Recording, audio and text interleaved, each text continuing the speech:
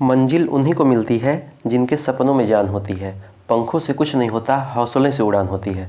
जय हिंद। नमस्कार साथियों, जैसा कि आप सभी जानते हैं हम लोग जो है साइकोलॉजी को पढ़ रहे हैं, कंप्लीट साइकोलॉजी, जो आपके आने वाले जितने भी टीचिंग एग्जाम हैं सब में काम आने वाले हैं। तो हम लोग जो है काफ़ी सारे चैप्टर को पढ़ चुके थे। आज हम लोग बाल मनोविज्ञान और यानी बाल विकास को पढ़ेंगे। इसमें शैशवावस्था, बाल्यावस्था, किशोरावस्था का डीप अध्ययन करेंगे। ठीक है, यानी कि A to Z टोटल अध्ययन करेंगे। जो आपके कोई भी एग्ज़ाम हो, यानी कि टेट हो, सुपर टेट हो, है ना, DSSB हो, KVS हो, जितने भी एग्ज़ाम हैं, जो जो प्रश्न वहाँ से आएंगे वो यहीं से आएंगे। ठीक है, तो चलिए स्टार्ट करेंगे। थोड़ा सा हम एक बार देख लेते हैं कि हम लोगों ने पिछली बार कौन कौन सा चैप्टर पढ़ चुका था। तो हम लोगों ने यहाँ पे जो है कई सारे चैप्टर को पढ़ चुके थे। मनोविज्ञान का अर्थ एवं शिक्षा, मनोविज्ञान, अधिगम, प्रमुख सिद्धांत मनोवैज्ञानिक, है ना, विशिष्ट बालक, आदतें, रुचियाँ, अभिरुचि में अंतर, समावेशी शिक्षा, चिंतन, सतत एवं व्यापक मूल्यांकन, व्यक्तिगत विभिन्नता, व्यक्तित्व, ये कई सारे चैप्टर पढ़ चुके थे। और आगे जो है ये आत्मसंप्रत्यय, सृजनात्मकता, मानसिक स्वास्थ्य, ठीक है, ये कई सारे चैप्टर, सृजनात्मकता, मानसिक स्वास्थ्य, विद्यालय प्रभावशीलता, तर्क, अधिगम क्षमता, समायोजन, यहाँ तक चैप्टर पढ़ चुके थे। आज हम लोग जो है यहाँ से बाल मनोविज्ञान एवं अभिवृद्धि एवं विकास से पढ़ना स्टार्ट करेंगे। ठीक है, तो चलिए देखते हैं। अच्छा, एक काम करिएगा कि जो हम लोग पढ़ चुके हैं ना, इसको आप रिवीजन करिएगा। 3 से 4 बार अगर रिवीजन करेंगे तो आपको समझ में आएगा कि हम लोग क्या पढ़े हैं। और आप देखेंगे कि कहीं भी, मतलब कोई भी जो भी टीचर हो जो पढ़ा रहा होगा ना, तो आपको लगेगा कि यार हम तो पढ़ चुके हैं यहाँ से। ठीक है, तो आप इसको एक रिवीजन टाइप का भी ले सकते हैं, क्योंकि हम थोड़ा सा इसमें फास्ट चलते हैं। ठीक है, लेकिन कॉन्सेप्ट एकदम पूरा क्लियर करके चलेंगे। ओके, चलिए देखते हैं, फिर चलिए स्टार्ट करते हैं। तो आपका यह मोस्ट इम्पॉर्टेंट चैप्टर है बाल मनोविज्ञान, यानी कि बाल विकास। ठीक है, तो समझिएगा ध्यान से कि जो बाल मनोविज्ञान है यानी कि बाल विकास है, इसका आरंभ कब से हुआ? तो इसका आरंभ हुआ आपका 18वीं शताब्दी से। कब से आरंभ हुआ? इसका आरंभ हुआ 18वीं शताब्दी के आसपास से। ठीक है, तो बाल मनोविज्ञान यानी कि बाल विकास को का जो अध्ययन किया जाता है वो कब से कब तक का अध्ययन किया जाता है? तो वह अध्ययन किया जाता है गर्भावस्था से लेकर किशोरावस्था तक के बालकों का अध्ययन किया जाता है। कब से कब तक का अध्ययन किया जाता है? ध्यान रखिएगा, गर्भावस्था से लेकर किशोरावस्था तक के बालकों का अध्ययन किया जाता है बाल मनोविज्ञान में, यानी कि बाल विकास में। ठीक है, अब सबसे पहला प्रश्न इंपॉर्टेंट आ जाता है कि जो बाल मनोविज्ञान शब्द है, इस शब्द का सबसे पहले जिक्र करने वाला व्यक्ति कौन था? बाल मनोविज्ञान का सबसे पहले जिक्र करने वाले व्यक्ति कौन थे, ये बताइए। तो सबसे पहले किसने जिक्र किया था? तो सबसे पहले जिक्र किए थे बर्क महोदय ने। किसने किया था? बर्क महोदय ने। ठीक है, तो बाल मनोविज्ञान का सबसे पहले जिक्र किसने किया था? तो बर्क महोदय ने, है ना, तो इसको याद रखिएगा। आगे हम बात करते हैं कि बाल मनोविज्ञान का सबसे पहले वैज्ञानिक अध्ययन किसने किया? तो सबसे पहले वैज्ञानिक अध्ययन किया पेस्टोलॉजी ने। किसने अध्ययन किया? पेस्टोलॉजी ने। किसने अध्ययन किया? पेस्टोलॉजी ने। ठीक है, तो थोड़ा सा आप इसमें देखिएगा कि कुछ कुछ छोटे छोटे ही शब्द होंगे और उनका अंतर है, यानी हम इसमें अंतर स्पष्ट करते हुए चलेंगे ताकि हमको कन्फ्यूजन न हो। अगर प्रश्न आ जाए कि लगे कि यार बाल मनोविज्ञान का जिक्र किसने किया, तो बता दीजिए पेस्टोलॉजी। ना ना ना, पेस्टोलॉजी ने वैज्ञानिक अध्ययन किया था, जबकि बाल मनोविज्ञान का सबसे पहले जिक्र किसने किया था? तो बाल मनोविज्ञान का सबसे पहले जिक्र किया था बर्क महोदय ने। ठीक है, अब एक पुस्तक आ जाती है बेबी बायोग्राफी। कौन सी पुस्तक आ जाती है?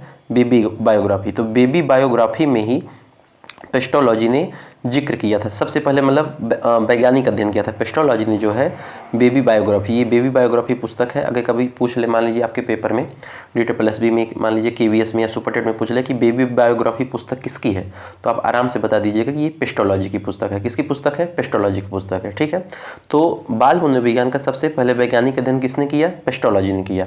उन्होंने जो है अपने 3.5 वर्षीय पुत्र पर अध्ययन किया, यानी 3.5 वर्षीय पुत्र का अध्ययन किया। इसके बाद उन्होंने जो है बाल जो अध्ययन किया, यानी कि एक प्रयोग किया, तो उसी को बोलेंगे बाल मनोविज्ञान का वैज्ञानिक अध्ययन, है ना। तो किसने किया? पेस्टोलॉजी ने किया। इसको याद रखिएगा। ओके, चलिए आगे बात करते हैं। स्टेनली हॉल आ जाते हैं। तो स्टेनली हॉल जो है, इन्होंने जो है प्रश्नावली, इन्होंने जो है प्रश्नावली, यानी कि सबसे बाल मनोविज्ञान के संदर्भ में प्रश्नावली का निर्माण किया। किसने किया? स्टेनली हॉल ने। स्टेनली हॉल ने बाल मनोविज्ञान का प्रश्नावली का निर्माण किया। ठीक है, लेकिन अगर पूछे कि ओवरऑल अगर आपसे पूछ ले कि ओवरऑल प्रश्नावली का निर्माण किसने किया, तो ओवरऑल प्रश्नावली का निर्माण किया आपके वुडवर्थ ने। कौन से वुडवर्थ? आर.एस. वुडवर्थ। कौन से वुडवर्थ?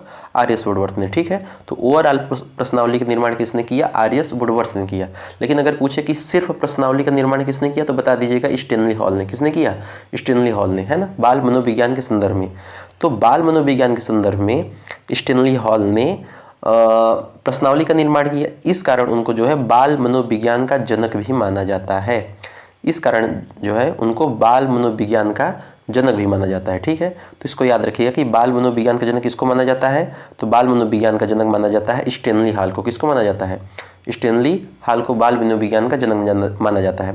ये कहाँ के रहने वाले थे? तो ये अमेरिकी थे। कहाँ के रहने वाले थे? अमेरिकी के थे। अब हम बात करेंगे क्रो को। एक आ जाते हैं क्रो। तो हम आपको स्टार्टिंग में पिछले 2 पार्ट में हम बताए थे कि क्रो एंड क्रो जो है ये दोनों लोग जो है पति पत्नी थे, है ना। क्रो एंड क्रो पति पत्नी। तो इन्होंने जो है बालकों का काल बताया, मतलब कि 20वीं सदी को जो है इन्होंने जो है बालकों का काल बताया। किसने बताया? क्रो एंड क्रो ने बताया, ठीक है। अब देखिए प्रश्न आ जाता है। अब आप प्रश्न का आंसर बताइए। कह रहा है कि बाल मनोविज्ञान को सबसे पहले परिभाषित किस मनोवैज्ञानिकों ने किया, यानी किस मनोवैज्ञानिक ने किया, तो बर्क महोदय ने। सबसे पहले परिभाषित किसने किया? बर्क महोदय ने, है ना। बात करेंगे अगर बाल मनोविज्ञान का सबसे पहले वैज्ञानिक अध्ययन किसने किया, यानी वैज्ञानिक अध्ययन अगर पूछे तो खटाक से बता दीजिएगा पेस्टोलॉजी। कौन किया? पेस्टोलॉजी। उनकी पुस्तक का नाम क्या था? Baby biography. उनकी पुस्तक का नाम क्या था? बेबी बायोग्राफी, है ना। चलिए अब हम बात करेंगे अभिवृद्धि एवं विकास की। तो इसको आप समझ ही रहे होंगे कितना इंपॉर्टेंट चैप्टर है ना। तो काफ़ी डीप में पढ़ेंगे कि अभिवृद्धि विकास कैसा हो रहा है, ठीक है। तो अभिवृद्धि अपने नाम से विकास, नाम से स्पष्ट करते हैं कि अभिवृद्धि। अभिवृद्धि मतलब होता है वृद्धि होना, यानी कि बढ़ना। अभिवृद्धि मतलब वृद्धि होना यानी कि बढ़ना। और जो विकास होता है, तो विकास यानी कि ये तो संपूर्ण जीवन चलता रहता है ना, बचपन से लेकर पूरा एकदम जब तक आपका जीवन काल रहता है तब तक आपका विकास होता रहता है। अब हम इन दोनों में जो है अंतर स्पष्ट करेंगे कि अभिवृद्धि और विकास में अंतर क्या होता है। तो अभिवृद्धि और विकास में अंतर क्या होता है, इसको हम एक बार देख लेते हैं, ठीक है। तो अभिवृद्धि और विकास में अंतर क्या होता है, आप बताइए। तो देखिए अभिवृद्धि और विकास में अंतर ये होता है कि अभिवृद्धि का अर्थ होता है वृद्धि यानी बढ़ना, वृद्धि यानी बढ़ना, है ना। जो विकास होता है वो तो जीवन पर्यंत चलता रहता है ना, कि विकास जो होता है वो कार्य क्षमता को दर्शाता है। किसको दर्शाता है? कार्य क्षमता को दर्शाता है। विकास जो होता है वो कार्य क्षमता को दर्शाता है। लेकिन जो अभिवृद्धि होती है उसका मतलब होता है बढ़ना, यानी कि वो कोशिकाओं में बढ़ोतरी को बताता है। कोशिकाओं में यानी कि आपके शरीर में जो वृद्धि हो रही है, यानी कि एक फिजिकली रूप से समझ लीजिए, है ना। यानी कि ये केवल जो है शारीरिक पक्ष, यानी कि ये केवल शारीरिक पक्ष में वृद्धि होती है। जबकि जो विकास होता है तो जीवन पर्यंत यानी कि मृत्यु पर्यंत चलने वाली प्रक्रिया होती है।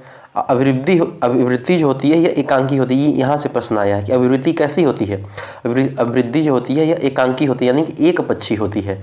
जबकि जो विकास होता है वो जो है सभी पक्ष होता है, यानी कि उसमें संवेगात्मक पक्ष, नैतिक पक्ष, मानसिक पक्ष, शारीरिक पक्ष, यानी कि जितने भी पक्ष हैं सारे पक्षों का उसमें विकास होता है। जबकि अभिवृद्धि में क्या होता है, अभिवृद्धि में एकांकी पक्ष यानी कि सिर्फ एक पक्ष का विकास होता है, यानी कि एक समझ लीजिए कि फिजिकली रूप से, वही शारीरिक रूप से, यानी कि उसमें लंबाई में, चौड़ाई में, भार में वृद्धि होगी, है ना। तो इसको याद रखिएगा, अभिवृद्धि विकास में यही अंतर होता है। आगे हम बात करेंगे कि जो अभिवृद्धि होती है, अभिवृद्धि जो होती है इसका संबंध जो होता है यह संख्यात्मक होता है यानी कि मात्रात्मक होता है। यहाँ से प्रश्न आया हुआ है, ठीक है। तो इसको याद रखिएगा कि अभिवृद्धि जो होती है ये संख्यात्मक होती है यानी कि मात्रात्मक होती है। जबकि जो विकास होता है ये संख्यात्मक में भी तो होता है, लेकिन ये इंपॉर्टेंट शब्द आ जाता है गुणात्मक। जो विकास होता है ये गुणात्मक होता है, ठीक है। यानी कि यह जीवन पर्यंत चलने वाली प्रक्रिया होती है विकास। जबकि अभिवृद्धि कैसी चलने वाली प्रक्रिया होती है, अभिवृद्धि एक निश्चित समय तक, यानी एक निश्चित समय चलने के बाद वो रुक जाती है। जबकि विकास क्या होता है, वो जीवन पर्यंत चलता है ना। तो इसको याद रखिएगा। देखिए आगे देखते हैं, अभिवृद्धि वही संख्यात्मक होती है, अभिवृद्धि जो होती है संख्यात्मक होती है। यानी कि जैसे मान लीजिए आपका दांत एक लिमिटेड है ना, कि मान लीजिए एक मनुष्य में 32 यानी कि 32 दांत होंगे, 34, 35, 36, मान लीजिए वो रेयर केस हो जाता है। लेकिन एक निश्चित होता है ना कि सामान्यतः 32 यानी कि 32 दांत होते हैं, एक फिक्स है ना अभिवृद्धि में। लेकिन विकास क्या है, आपका गुण कितना है ये कोई जान नहीं पाएगा कि कितना गुण विकसित हो सकता है। जीवन पर्यंत गुण विकसित, यानी कि वो दांत जो है या एक मजबूत, मतलब जो क्वालिटी को बताएगा वो आपका विकास हो जाएगा, ठीक है। अब हम बात करेंगे अभिवृद्धि एवं विकास एक दूसरे के प्रति कैसे आश्रित है ना। तो देखिए जीवन के आरंभिक समय में जो है अभिवृद्धि जो होती है वो बढ़ती है, अभिवृद्धि ज़्यादा होती है। जबकि विकास थोड़ा सा स्लो होता है ना। लेकिन जब जीवन का अंतिम समय आता है उस समय अभिवृद्धि स्लो हो जाती है और विकास जो होता है काफ़ी तेज़ी से होता है। तो इसको याद रखिएगा कि जो जीवन का अगर पहला समय यानी कि आरंभिक समय है उसमें क्या होता है, उसमें अभिवृद्धि में तेज़ी होती है, यानी कि तेज़ी से अभिवृद्धि होती है और विकास थोड़ा सा स्लो रहता है। जीवन का जब अंतिम समय आता है उसमें अभिवृद्धि छोटी यानी कि थोड़ा सा डाउन रहती है, जबकि विकास जो होता है वह काफ़ी तीव्र गति से, है ना, विकास काफ़ी तीव्र गति से होता है, मतलब ज़्यादा होता है। तो ये क्या होते हैं, ये एक दूसरे के यानी अभिवृद्धि और विकास जो है ये एक दूसरे के आश्रित है, यानी कि एक दूसरे के पूरक है, एक दूसरे के पूरक है, यानी कि एक दूसरे के आश्रित होते हैं। ठीक है, थोड़ा सा और हम अंतर समझते हैं। देखिए अभिवृद्धि और विकास में अंतर क्या है, ये देखिए इंपॉर्टेंट यहाँ आ जाता है। तो देखिए अभिवृद्धि जो होता है ना ये एक संकीर्ण रूप होता है, यानी कि एक छोटा रूप होता है, एक छोटा रूप होता है, जबकि विकास जो होता है यह काफ़ी व्यापक होता है, यानी कि व्यापक स्तर पे होता है। ठीक है, अभिवृद्धि जो होती है ये एक निश्चित समय तक चलने वाली प्रक्रिया होती है, निश्चित समय, जबकि विकास जो होती है यह जीवन पर्यंत चलने वाली प्रक्रिया होती है। कैसी प्रक्रिया होती है, जीवन पर्यंत चलने वाली प्रक्रिया होती है। अभिवृद्धि में क्या होता है कि इसमें जो है लंबाई में, चौड़ाई में, भार में वृद्धि होती है। अभिवृद्धि में लंबाई में, चौड़ाई में, भार में वृद्धि होती है। विकास में कार्य क्षमता में वृद्धि होती है। किसमें वृद्धि होती है, कार्य क्षमता में वृद्धि होती है। ठीक है, अभिवृद्धि में हम क्या बताएं कि इसमें मात्रात्मक संख्यात्मक में वृद्धि होती है, जबकि विकास में क्या होता है, विकास में गुणों की वृद्धि होती है और संख्यात्मक भी, मात्रात्मक भी बढ़ती है, यानी कि विकास में गुणत्व मतलब कि एक नवीन क्षमता का विकास होता है। किसका विकास होता है, नवीन क्षमता उसमें प्रकट होती है। ठीक है, तो अभिवृद्धि और विकास में ये अंतर होता है। देखिए अभिवृद्धि में मोस्ट इंपॉर्टेंट चैप्टर, इसको यहाँ से याद रखिएगा। तो इसको यहाँ ये याद रखिए कि जो अभिवृद्धि में क्या होता है कि अभिवृद्धि में जो होता है विकास क्या होता है ना कि इसमें निहित नहीं होता है, अभिवृद्धि में विकास निहित नहीं होता है, जबकि विकास में क्या होता है, अभिवृद्धि निहित होता है। विकास में अभिवृद्धि निहित होता है। ठीक है, अभिवृद्धि में क्या निहित नहीं होगा, अभिवृद्धि में विकास निहित नहीं होगा, अभिवृद्धि में विकास निहित नहीं होगा, जबकि विकास में अभिवृद्धि निहित होता है। ठीक है, अभिवृद्धि जो होती है ये आपका ये बाह्य स्वरूप को दर्शाती है। किसको दर्शाती है, बाह्य स्वरूप को दर्शाती है, जबकि जो विकास होता है यह आंतरिक एवं बाह्य स्वरूप दोनों को दर्शाती है। विकास जो होता है यह आंतरिक एवं बाह्य स्वरूप दोनों को दर्शाती है। अभिवृद्धि जो होती है ये शारीरिक पक्ष में परिवर्तन लाती है। किसमें परिवर्तन लाती है, शारीरिक पक्ष में, जबकि विकास जो होता है वह सभी पक्षों में परिवर्तन लाती है। सभी पक्ष यानी कि जैसे आपका संवेगात्मक हो गया, नैतिक हो गया, मानसिक हो गया। ठीक है, मस्तिष्क मतलब मानसिक रूप से, शारीरिक रूप से सभी पक्षों में विकास लाएगा। कौन, विकास विकसित करेगा। ठीक है, और जो अभिवृद्धि होगी वो सिर्फ शारीरिक पक्ष में परिवर्तन लाएगी। ठीक है, तो यानी कि जो अभिवृद्धि होती है वह एकांकी होगी, यानी एक रूप से एकांकी होगी, है ना। अभिवृद्धि को जो है मापा या तौला जा सकता है, अभिवृद्धि को मापा या तौला जा सकता है, जबकि विकास का सीधा मापन नहीं किया जा सकता है। विकास का क्या करते हैं, विकास का सीधा मापन नहीं कर सकते हैं। ठीक है, विकास का सीधा मापन नहीं किया जा सकता है, इसको याद रखिए। तो अभिवृद्धि विकास में ये अंतर हो गया। आगे देखते हैं, अब हम बात करेंगे अभिवृद्धि व विकास के प्रमुख नियम एवं सिद्धांत की। तो मोस्ट इंपॉर्टेंट है, यहाँ से आपका कॉन्सेप्ट क्लियर होगा कि अभिवृद्धि और विकास के प्रमुख सिद्धांत क्या हैं। ठीक है, तो इसको देखते हैं एक बार। तो देखिए सबसे पहला सिद्धांत आ जाता है सततता का नियम, यानी कि निरंतरता का नियम। कौन सा नियम, सततता का नियम, यानी कि एक कॉन्टिन्यूटी, है ना, निरंतरता। तो इसमें क्या होता है, जैसे मान लीजिए व्यक्ति है, तो व्यक्ति क्या होगा कि व्यक्ति का जो है दिन प्रतिदिन यानी कि हर समय क्या होता है, विकास होता रहेगा। मतलब एक छोटा बालक क्या होता है, धीरे धीरे हर दिन प्रतिदिन उसका विकास ही होगा, यानी कि उनका जो है अभिवृद्धि भी होगा और विकास हो कैसा होगा, निरंतर चलता रहता है। कैसा चलता रहेगा, निरंतर चलता रहेगा, है ना, यानी इसको बोलेंगे निरंतरता का नियम, यानी एक कॉन्टिन्यूटी बनी रहेगी। दूसरा क्या सिद्धांत आ जाता है, दूसरा सिद्धांत आ जाता है आपका व्यक्तिगतता का सिद्धांत। व्यक्तिगतता का सिद्धांत यानी कि इसमें जो है प्रत्येक मनुष्य में, जानते हैं आप, व्यक्तिगत विभिन्नता पाई जाती है। जैसे आपकी अंगुली जो होती है वो पांचों एक समान नहीं होती है ना, भिन्न भिन्न है ना। तो प्रत्येक व्यक्तियों में, आपके घर में, आपके परिवार में, आपके समुदाय में, है ना, आपके संसार में क्या होता है, हर मनुष्यों में विभिन्नता पाई जाएगी। तो इसको बोलेंगे व्यक्तिगतता का सिद्धांत, यानी कि इसमें व्यक्तिगत विभिन्नता पाई जाएगी, है ना। अभिवृद्धि व विकास जो होता है वह प्रत्येक बालक में अलग अलग होता है, यानी कि किसी बालक में अभिवृद्धि थोड़ा तेज हो रहा है, किसी बालक में विकास थोड़ा तेज हो रहा है ना, तो वो उसमें भी व्यक्तिगत विभिन्नता पाई जाएगी। अब बात करेंगे, नेक्स्ट आ जाता है परिमार्जिता। अब आप कहेंगे परिमार्जितता क्या होता है? परिमार्जितता यानी होता है धारण करना। परिमार्जितता यानी कि क्या होता है? परिमार्जितता यानी होता है किसी चीज को मतलब क्या करना? धारण करना। परिमार्जित शब्द का अर्थ अगर आप समझ गए तो समझ लीजिए कि आधा काम तो यही हो गया है ना। तो परिमार्जितता यानी क्या होता है कि धारण करना। देखिए जैसे कोई पैर है, तो मान लीजिए जूता है ना, तो मान लीजिए एक जूता है, तो आप जूता में अगर पैर डालेंगे तो ऐसे पैर फैला, तो उसमें थोड़ा सा एक आप धारण करेंगे ना, उसको एक धारण करें, थोड़ा सा एक से मतलब एक आकार बनाएंगे, पैर थोड़ा सा मोड़ के ऊंचा नीचे करके, है ना, एक उसको धारण करने का प्रयास करेंगे, यानी कि उसको प्रयास कर रहे हैं आप, एक परिमार्जितता कर रहे हैं, है ना। तो उसको याद रखिएगा कि जो अभिवृद्धि होती है एवं जो विकास होता है ये अर्जित की जाती है, यानी कि इसके द्वारा परिमार्जितता समझिए। यानी कि जिम में मांसपेशियों में सुडौल बना, तो यानी जिम में आप क्या करते हैं? जिम में भी आप अपने बॉडी को क्या कर रहे हैं? सुडौल बना रहे हैं, यानी कि उसको धारण कर रहे हैं एक परिमार्जितता के रूप में। ठीक है, बहुत बढ़िया। आगे हम बात करेंगे समान प्रतिमान का नियम। तो समान प्रतिमान का नियम क्या है? तो ये भी देखिए इंपॉर्टेंट है। समान प्रतिमान का नियम, समान प्रतिमान का नियम क्या होता है कि अभिवृद्धि और विकास प्राणी के प्रतिमान, प्रतिमान यानी कि प्रजाति, प्रतिमान के अनुसार होती है, प्रतिमान के अनुसार होती है। जैसे मान लीजिए कि मनुष्य जो है, तो मनुष्य का बच्चा छोटा ही होगा ना कि हाथी के जैसा होगा? हाथी का बच्चा जो होगा वो बड़ा ही होगा। हाथी का बच्चा जो बड़ा ही होगा वो तो छोटा नहीं हो जाएगा मनुष्य के बच्चे के समान। तो उसका एक प्रजाति है, एक प्रतिमान है ना, एक नियम है, यानी कि जैसे मतलब हाथी का बच्चा, तो वही है कि जो अभिवृद्धि होती है, और यानी कि जो हाथी का गुण होता है वो तो मनुष्य में आएगा नहीं, जो मनुष्य का गुण है वो हाथी में तो जाएगा नहीं।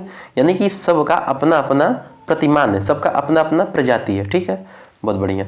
आगे हम बात करेंगे चक्राकार प्रगति का नियम। तो चक्राकार प्रगति का नियम देखिए क्या है। तो चक्राकार प्रगति का नियम क्या होता है, इसको थोड़ा सा ध्यान से देखिए। देखिए चक्राकार प्रगति का नियम, जैसे कि आपके जीवन में हमेशा एक समान समय तो बना नहीं रहेगा, कभी दुख आएगा, कभी सुख आएगा, कभी आप खुशी होंगे, कभी आप दुख में होंगे, है ना। तो एक मतलब उतार चढ़ाव आता रहता है। तो देखिए जो चक्राकार प्रगति का नियम है ये वही है, यानी कि इसमें जो है रेखीय यह न होकर चक्राकार के रूप में होता है। कैसा होता है? चक्राकार के रूप में होता है। चक्राकार के रूप में होता है यानी कि यह जो है, जैसे मान लीजिए कि यहाँ से ऐसे चलेगा, फिर ऐसे घूमेगा, यानी कि एक चक्राकार। अब अभी हम बताते हैं चक्राकार का, यानी देखिए इसमें एक कभी कभी मतलब जैसे ये उधर गया, यानी देखिए थोड़ा सा आप फिगर को थोड़ा सा ध्यान से समझिएगा। तो देखिए फिगर क्या है कि इसमें देखिए मान लीजिए यहाँ है, तो यहाँ से अगर हम ऊपर जा रहे हैं, एक बार फिर से देखिए, देखिए इधर से, तो जैसे देखिए मान लीजिए हम यहाँ पे हो गए, ठीक है। तो मान लीजिए यहाँ से देखिए हम ऊपर जा रहे हैं, तो मान लीजिए विकास हो रहा है, फिर अब यहाँ पहुँच गए यानी स्थिर हो गए, फिर डाउन आ रहे हैं, फिर डाउन आ रहे हैं कि अब थोड़ा सा विकास कम हो रहा है ना, फिर अब ऊपर जा रहे हैं तो विकास फिर तेज़ी से हो रहा है, फिर डाउन आ रहे हैं तो फिर यानी कि फिर विकास धीमी हो गया, फिर ऊपर जा रहे हैं तो फिर विकास तेजी से हो गया।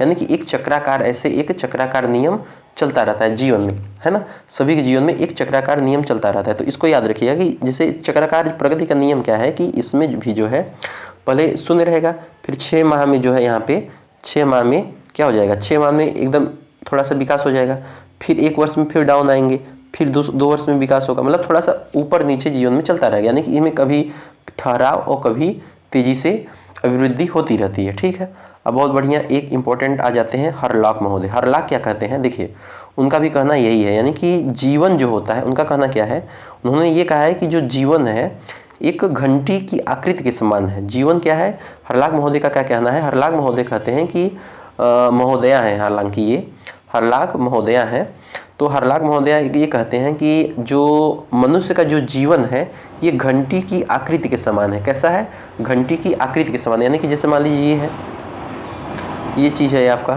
तो यहाँ पे ये फिर उठाना, यानी बाल्यावस्था को उठ रहा है, फिर यौन अवस्था में थोड़ा सा पीक पे अपने होते हैं, फिर वृद्धावस्था में फिर डाउन हो जाते हैं। तो यही है कि यानी ये आपका जीवन और आपका मरण, सबके जीवन का यही रूप है। ठीक है, तो ये हो गया आपका चक्राकार का नियम। दूसरा हम बात करेंगे नेक्स्ट समन्वय का सिद्धांत। समन्वय का सिद्धांत क्या है, तो समन्वय का सिद्धांत ये है कि इसमें जो है समन्वय करना, यानी कि शारीरिक रूप से और मानसिक रूप से आपस में एक उसमें अंतःक्रिया करना, यानी कि अंतःक्रिया करना। ठीक है, अंतःक्रिया करना। बात करेंगे सामान्य से विशिष्ट के सिद्धांत की। तो सामान्य से विशिष्ट का सिद्धांत देखिए, अब ये बहुत इंपॉर्टेंट है। तो सामान्य से विशिष्ट का सिद्धांत क्या हो गया कि कोई चीज़ जैसे मान लीजिए नॉर्मल है, यानी कि नॉर्मल जैसे मान लीजिए कि आप कहीं पढ़ाने जा रहे हैं, ठीक है, तो आप एक पढ़ा रहे हैं तो वो सामान्य हो गया, लेकिन पढ़ाते पढ़ाते पढ़ाते पढ़ाते आप क्या हो गए, आप मैच्योर हो गए, तो आप आपके अंदर जो पढ़ाने की जो शैली है, अध्यापन जो शैली, वो विशिष्ट होती जाएगी, है ना। तो आप वो विशिष्ट बन जाएंगे, ठीक है। जैसे मान लीजिए कोई नेता है तो स्टार्टिंग में तो नेता नहीं रहेगा, मान लीजिए कोई भी है तो पहले रैली में भाग लेगा, जाएगा, वक्तव्य देगा, है ना, प्रवचन देगा अपना जो भी है, तो करते करते करते करते कहते हैं ना, एक कौन सा कहावत है कि उसमें उसको बोलते हैं कि करत करत अभ्यास के जड़मति होत सुजान, रसरी आवत जात ते सिल पर पड़त निशान, है ना। तो ये हो गया कि यानी कि आप कोई भी चीज़, जैसे मान लीजिए यहाँ पे क्या दिया है कि जैसे मान लीजिए शुरुआती में आप डांस करने जाते हैं, तो डांस पहले सीखते हैं, डांस करना सीखते हैं, तो आपका क्या हो गया, वो आपका सामान्य हो गया। लेकिन बार बार अभ्यास कर रहे हैं, बार बार क्या कर रहे हैं, बार बार अभ्यास कर रहे हैं, तो बार बार अभ्यास करते करते वो क्या बन जाएंगे, आप डांसर बन जाएंगे। जब डांसर बन जाएंगे तो आपका विशेष हो गया। तो यही है कि सामान्य से विशिष्ट की ओर, ठीक है। आगे हम बात करेंगे निश्चित पूर्व कथनीय नियम। निश्चित पूर्व कथनीय नियम, ये कौन सा नियम है, निश्चित पूर्व कथनीय नियम, मतलब देखिए एक निश्चित पूर्व कथनीय यानी कि एक निश्चित है। क्या निश्चित है, निश्चित यह है कि जो मनुष्य का जो विकास होता है वो सिर से पैर की ओर होता है और अंदर से बाहर की ओर होता है। मनुष्य का जो विकास होता है वह सिर से पैर की ओर होता है, यानी कि और अंदर से बाहर की ओर होता है, ठीक है। यानी कि उसको बोलेंगे मस्त बोध मुखी नियम, मस्त बोध मुखी नियम, मस्त बोध मुखी नियम, ठीक है। तो इसको याद रखिएगा कि मस्त बोध मुखी नियम किसको बोलेंगे, मस्त बोध मुखी नियम इसको बोलेंगे, यानी कि अभिवृद्धि जो होती है इसमें सिर से पैर की ओर वृद्धि और विकास होता है ना, सिर से पैर की ओर। जैसे मान लीजिए कि सबसे पहले ये आप हो गए, ये आप हो गए, तो आपका क्या हुआ कि सबसे पहले आपका जो सर है इसमें सबसे पहले वृद्धि होगी, ठीक है, इसमें सबसे पहले वृद्धि होगी। एक प्रश्न आप हमको ये बताइए कि हम पिछले क्लास में पढ़ाए थे कि जैसे मान लीजिए आपका ये ब्रेन है, ठीक है, तो ब्रेन में मान लीजिए इधर साइड आपका क्या है, ये राइट साइड है, इधर साइड कौन सा है, इधर साइड है आपका लेफ्ट साइड है। तो अगर आपका राइट साइड यानी कि ब्रेन ज़्यादा विकसित होगा तो आपके अंदर कौन सी क्वालिटी आएगी, अगर आपका लेफ्ट साइड अगर ब्रेन विकसित होगा तो आपके अंदर कौन सी क्वालिटी आएगी, आप इसका आंसर दीजिए कमेंट में, ठीक है। हम आपको इसको 3 से 4 बार करीब बता चुके हैं, उम्मीद है आपको याद हो गया होगा, ठीक है। आप बताइएगा फटाक से। तो देखिए इसमें हम क्या बता रहे हैं कि जैसे मान लीजिए कोई भी शरीर है यानी कि कोई भी व्यक्ति है, उनमें जो है सबसे पहले उनका किसका विकास होगा, तो उसमें सबसे पहले सर का विकास होगा, ठीक है। सर से विकास होते हुए धीरे नीचे जाएगा, है ना, यानी कि पहले मस्तिष्क का विकास होगा फिर पैर की ओर आएंगे, ठीक है। तो इसको बोलेंगे मस्त बोध मुखी नियम। कौन सा नियम, मस्त बोध मुखी नियम। नेक्स्ट बात करते हैं केंद्र, केंद्र से सिरों की ओर, केंद्र से सिरों की ओर, यानी कि ये नियम आ जाता है कि केंद्र से यानी कि शरीर के अंदर से, यानी कि अंदर से बाहर की ओर, यानी कि निकट से दूर की ओर, यानी कि सेंटर से बाहर की ओर। जैसे मान लीजिए आपका ये पूरा एक शरीर हो गया, तो यहाँ ये सेंटर है, ये बीच में सेंटर है, सेंटर से बाहर की ओर, इसको बोलेंगे केंद्र से सिरों की ओर सिद्धांत, ठीक है। नेक्स्ट आ जाता है सामान्य से विशिष्ट की ओर। वही हम आपको बताएं कि सामान्य से विशिष्ट की ओर बताएं ना ऊपर की, आप एक नॉर्मल चीज़ करते करते एक विशिष्ट बन जाते हैं, उसको बोलेंगे सामान्य से विशिष्ट की ओर, यानी कि वृद्धि एवं विकास जो होता है इसमें सामान्य से विशिष्ट की ओर होता है। विशिष्ट जब हो जाता है वो मजबूत हो जाता है। अब हम बात करेंगे वातावरण और वंशानुक्रम की अंतःक्रिया का विकास। वातावरण एवं वंशानुक्रम के अंतःक्रिया का विकास, ये क्या है, इसको देखिए। तो फ्रैंक महोदय ने क्या कहा, फ्रैंक के अनुसार, फ्रैंक महोदय ने कहा कि प्रत्येक व्यक्ति की जीवन यानी प्रत्येक व्यक्ति का जीवन एक चौड़ा मार्ग है। कैसा मार्ग है, चौड़ा मार्ग है, जिस पर प्रत्येक व्यक्ति को चलना पड़ता है। किसने कहा, ये फ्रैंक महोदय ने कहा। जबकि गैसले महोदय ने क्या कहा, गैसले महोदय ने कहा कि व्यक्तिगत विभिन्नता का फैलाव उतना है जितना मानव जाति का, यानी कि मानव जाति का भी फैलाव बहुत ज़्यादा है तो व्यक्तिगत विभिन्नता का फैलाव भी उतना ज़्यादा है। तो ये इंपॉर्टेंट है कि अगर पूछ ले कि व्यक्तिगत विभिन्नता का फैलाव उतना है जितना मानव जाति का है, ये किसने कहा, तो बता दीजिएगा गैसले ने कहा। गैसले यानी गैस, आप थोड़ा ट्रिक देखिए, मान लीजिए कोई भी सिलेंडर है, एलपीजी गैस सिलेंडर है, तो उसको आप खोल दिए तो गैस के जैसा वो फैल जाएगा ना, तो फैलाव आ गया, तो फैलाव आ गया। तो उसमें भी इसको याद रखिए कि जो व्यक्तिगत विभिन्नता भी इन्होंने कह रहे हैं, भाई गैसले महोदय हैं तो ये भी गैस के भांति फैल जा रहे हैं, ऐसा समझिए, थोड़ा उनके लिए सॉरी। तो ये हम ट्रिक बता रहे हैं याद करने के लिए। आगे देखते हैं विकास के परिवर्तन। तो विकास का परिवर्तन क्या है भाई साहब, तो देखिए विकास का परिवर्तन हम बात करेंगे कि विकास में कैसे कैसे किस किस तरीके से परिवर्तन होते हैं, ठीक है, बहुत बढ़िया। सबसे पहले आ जाता है आपका आकार में परिवर्तन। कौन सा परिवर्तन, आकार में परिवर्तन। आकार में कौन सा परिवर्तन? शारीरिक परिवर्तन। दूसरा क्या है? मानसिक परिवर्तन। ठीक है, तो इसको देखते हैं कि आकार में परिवर्तन में क्या होता है कि शारीरिक परिवर्तन में क्या होगा? आपका लंबाई में, चौड़ाई में, भार में वृद्धि होगी। मानसिक परिवर्तन में किसका किसका परिवर्तन होगा? तो चित्त का होगा। ठीक है, चिंतन का होगा, मनन का होगा, सोच का होगा, विचार का होगा, बुद्धि का होगा, संप्रत्यय यानी कॉन्सेप्ट का होगा। ठीक है, तो ये आकार में परिवर्तन होगा किसके फलस्वरूप? विकास के फलस्वरूप। बहुत बढ़िया। आगे हम बात करेंगे अनुपात में परिवर्तन। अनुपात में परिवर्तन यानी कि अनुपात में परिवर्तन यानी कि आपके जो है कई सारे पक्ष होते हैं, जैसे आपका हो गया शारीरिक पक्ष, मानसिक पक्ष, सामाजिक पक्ष, नैतिक पक्ष, भाषाई पक्ष। इन पक्षों में भी अंतर होगा, यानी कि जैसे कोई छोटा रहेगा, कोई बड़ा रहेगा, तो इन दोनों में भी अंतर होगा। तो इन पक्षों में भी परिवर्तन होंगे, है ना। जैसे जैसे आपका विकास होगा इन पक्षों में भी, यानी शारीरिक पक्ष में परिवर्तन होंगे, छोटा से बड़ा, मानसिक में भी परिपक्व होंगे, सामाजिक रूप से भी आप परिपक्व आएंगे, है ना, नैतिक रूप से, भाषाई रूप से, तो ये अनुपात में परिवर्तन हो जाएगा। आगे बात करेंगे, ये इंपॉर्टेंट देखिए, यहाँ पर पुराने चिन्हों का लोप। तो पुराने चिन्हों का लोप यानी कि जो आपके विकास के फलस्वरूप आपके कुछ प्रमुख चिन्हों का भी लोप हो जाएगा। जैसे आपका कच्चा दांत था, दूध का जो दांत था वो लुप्त हो जाएगा, वो लुप्त हो जाएगा। तो उसके बाद क्या आ जाएगा? अस्थायी दांत आ जाएगा। कौन सा दांत आ जाएगा? स्थायी दांत आएगा। बोली, आवाज़, आपकी आवाज़, छोटा सा बच्चा था तो मधुर मधुर बोल रहा था, लेकिन आगे चल के आवाज़ में मतलब कठोरता आ जाएगी, ठहराव आ जाएगा ना, बुलंद आवाज़ हो जाएगी, तो बोली आवाज़ भी लुप्त हो जाएगी। हालांकि इसको हम बाकायदा देखेंगे किस उम्र में किस बच्चे के आवाज़ में परिवर्तन होता है, बालिकाओं में कब परिवर्तन होता है, इसको भी हम आगे देखने वाले हैं। कच्चे बाल में भी परिवर्तन होगा, है ना, तो इसको भी याद रखिएगा।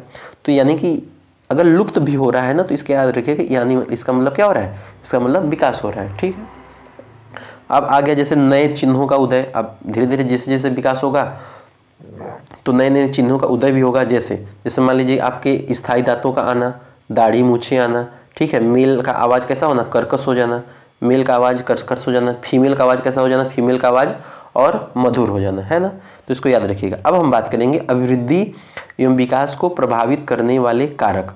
अभिवृद्धि और विकास को प्रभावित करने वाले कारक कौन कौन से होते हैं, इसको याद रख लीजिए। तो अभिवृद्धि और विकास को प्रभावित करने वाले कारक होते हैं, सबसे पहला कारक होता है आपका वंशानुक्रम। सबसे ज़्यादा इंपॉर्टेंट होता है कि वंशानुक्रम होता है और वातावरण होता है। कौन सा होता है? वंशानुक्रम होता है और वातावरण होता है। वंशानुक्रम होता है और कौन सा होता है? और वातावरण होता है। ठीक है, तो इसको याद रखिएगा कि वंशानुक्रम और वातावरण जो होते हैं ये विकास को सबसे ज़्यादा प्रभाव करते हैं। बाकी और भी चीज़ें प्रभावित करती हैं, लेकिन सबसे ज़्यादा अगर करती हैं तो दो चीज़, वंशानुक्रम और वातावरण। तो हमारे हिसाब से वंशानुक्रम जो होता है ये 10% प्रभावित करता है, जबकि जो वातावरण होता है ये 90% प्रभावित करता है। ठीक है, तो सर्वाधिक प्रभावित कौन करता है? तो सर्वाधिक प्रभावित करता है आपका वातावरण। ठीक है, इसके बाद आपका बुद्धि भी प्रभावित करता है अभिवृद्धि एवं विकास को। मान लीजिए चोट लग गई, दुर्घटना हो गया, चोटग्रस्त हो गए, तो आप वो भी प्रभावित करेगा अभिवृद्धि एवं विकास में। परिवार, समाज, देश भी प्रभावित करेगा, संस्कृति एवं सभ्यता भी प्रभावित करेगी। ठीक है, आगे हम बात करेंगे विकास की अवस्थाएं की। तो विकास की अवस्था देखिए कौन कौन से हैं। तो विकास की अवस्था में सबसे पहले आ जाती है अवस्था आपका गर्भावस्था।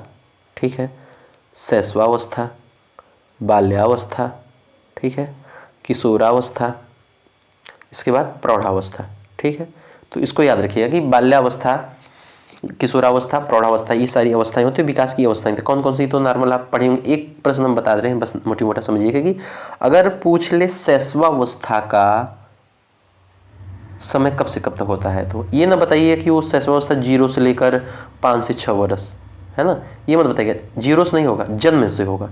शैशवावस्था में जन्म से होगा, है ना। 0 से किसका होगा? 0 से गर्भावस्था का होगा। किसका होगा? 0 से किसका होगा? 0 से गर्भावस्था का होगा। ठीक है, तो इसको याद रखिएगा कि 0 से किसका होगा? 0 से गर्भावस्था का होगा। ठीक है, तो देखिए आपका गर्भावस्था का जो है 0 से जन्म होगा, 0 से भ्रूण तक, यानी कि 0 से जन्म तक, भ्रूण से जन्म तक, यानी कि वो कब से कब तक रहेगा? तो आपका टोटल 9 माह 10 दिन, यानी कि लगभग 280 दिन का रहेगा। शैशवावस्था में क्या होता है? तो शैशवावस्था में जन्म से लेकर 5 से 6 वर्ष, ये उम्मीद है याद ही हो गया, ज़्यादा बताने की जरूरत नहीं है। बाल्यावस्था जो है 5 से 6 वर्ष से लेकर 12 से 13 वर्ष तक। किशोरावस्था जो है यह 13 से लेकर 18 वर्ष तक। प्रौढ़ावस्था जो है यह 19 के ऊपर तक, है ना। एक मोटी मोटा आंकड़ा समझ में आ गया। अब हम बात करेंगे विकास के पक्ष की। तो विकास के कई सारे पक्ष हैं, कौन कौन से पक्ष हैं इसको देखिए एक बार। तो विकास के पक्ष होते हैं आपका शारीरिक विकास होता है, मानसिक विकास होता है, सामाजिक विकास होता है, नैतिक विकास होता है, भाषाई विकास होता है। हालांकि हम आगे चल के शैशवावस्था के अंतर्गत हम इन सारे विकास को पढ़ेंगे, ठीक है। शैशवावस्था के अंतर्गत चल के हम सारे विकास को पढ़ेंगे। फिर इसके बाद आपका बाल्यावस्था आएगा, है ना। बाल्यावस्था आएगा तो बाल्यावस्था के अंतर्गत चल के हम लोग जो है शारीरिक विकास, मानसिक विकास, सामाजिक विकास, नैतिक विकास को पढ़ेंगे। इसके बाद आपका आ जाएगा किशोरावस्था, ठीक है। किशोरावस्था के अंतर्गत हम लोग चल के शारीरिक विकास, मानसिक विकास, नैतिक विकास, भाषा, मतलब यानी कि एक अवस्था का पूरा हर एक विकास पक्ष को पढ़ेंगे, है ना। तो यही हम आपको बोले ना कि काफ़ी डिटेल में पढ़ेंगे, ठीक है। फिर इसके अलावा पढ़ने की जरूरत भी नहीं कहीं, बस रिवीजन करिए बस, ठीक है। अब आ जाता है आपका शैशवावस्था, ठीक है। तो मोस्ट इंपॉर्टेंट चैप्टर शैशवावस्था। देखिए कन्फ्यूजन ना होइएगा कि इसमें कई सारे मतलब लोगों का कथन है, उस कथन को भी थोड़ा सा डिटेल में पढ़ेंगे कि कैसे याद करें, ठीक है। तो शैशवावस्था को हम पढ़ते हैं। तो हम लोग जानते हैं शैशवावस्था का जो है समय कब से कब तक होता है। तो शैशवावस्था का समय होता है आपका जन्म से लेकर 5 से 6 वर्ष तक। याद रखिएगा, जन्म से लेकर 5 से या 6 वर्ष तक शैशवावस्था का समय होता है। अब हम बात करेंगे वैलेंटाइन जी की। तो वैलेंटाइन ने क्या कहा है शैशवावस्था को लेकर, देखिएगा ध्यान से, यहाँ पे महत्वपूर्ण कथन है, तो इसको थोड़ा एकदम कॉन्सेंट्रेट होकर समझिएगा और सुनिएगा। देखिए सबसे पहले बात आ जाते हैं वैलेंटाइन जी की। तो वैलेंटाइन क्या कहना है, वैलेंटाइन कह रहे हैं कि शैशवावस्था सीखने का आदर्श काल है। वैलेंटाइन जी का क्या कहना है, वैलेंटाइन जी का कहना है कि शैशवावस्था जो है यह सीखने का कैसा काल है, सीखने का आदर्श काल है, ठीक है। इसको याद रखिएगा। हरलाख महोदय आ जाते हैं। ये क्या कहते हैं, ये कहते हैं कि शैशवावस्था एक खतरनाक काल एवं अपीली काल है। कौन, हरलाख महोदया है हालांकि, ठीक है। तो हरलाख महोदया का क्या कहना है, हरलाख महोदया का कहना है कि शैशवावस्था जो है एक खतरनाक काल एवं अपीली काल है। वैलेंटाइन जी का क्या कहना है, याद रखिए, वैलेंटाइन आज ही याद कर लीजिए। वैलेंटाइन जी का कहना है कि शैशवावस्था जो है, शैशवावस्था सीखने का आदर्श काल है। किसका काल है, सीखने का आदर्श काल है। जबकि हरलाख महोदया का क्या कहना है, हरलाख महोदया का कहना है कि शैशवावस्था एक खतरनाक काल एवं अपीली काल है। शैशवावस्था एक खतरनाक काल एवं अपीली काल है, यानी कि सबसे ज़्यादा मृत्यु इसी अवस्था में होती है। किस अवस्था में, शैशवावस्था में, ठीक है।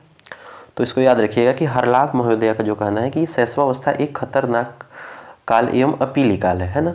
नेक्स्ट आ जाते हैं सिगमंड फ्रायड। सिगमंड फ्रायड क्या कहते हैं, सिगमंड फ्रायड कहते हैं कि 4-5 वर्षों में, सिगमंड फ्रायड कहते हैं कि 4-5 वर्षों में बालक वह बन जाता है जो वह भावी जीवन में बनता है। यानी कि उनका कहना है कि लगभग जो मस्तिष्क का विकास है वो 90% शैशवावस्था में ही हो जाता है। इनका कहने का मतलब ये समझ लीजिए कि 4-5 वर्षों में बालक वह बन जाता है जो वह भावी जीवन में बनता है, ठीक।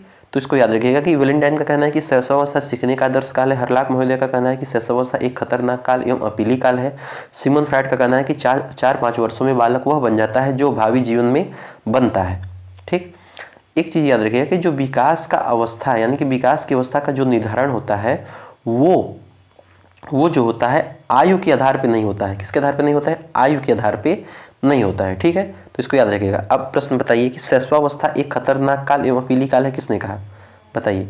तो हरलाख महोदया ने कहा। किसने कहा, हरलाख महोदया ने कहा। अब हम बात करेंगे गुड एनएफ की। तो गुड एनएफ क्या कहते हैं, गुड एनएफ कहते हैं कि व्यक्ति का मानसिक विकास जितना होता है उसका आधा विकास 3 वर्ष में हो जाता है। यानी कि व्यक्ति का मानसिक विकास जितना होता है उसका आधा विकास 3 वर्ष में हो जाता है, यानी कि शैशवावस्था में हो जाता है। यानी कि उनका कहना है कि आधा विकास जो होता है वो शैशवावस्था में ही हो जाता है, ठीक है। सबसे ज़्यादा इंपॉर्टेंट आ जाता है कि शैशवावस्था के उपनाम, शैशवावस्था के उपनाम। अब हम बात करेंगे शैशवावस्था के कौन कौन से उपनाम होते हैं, इसको एक बार देख लीजिए, ठीक है।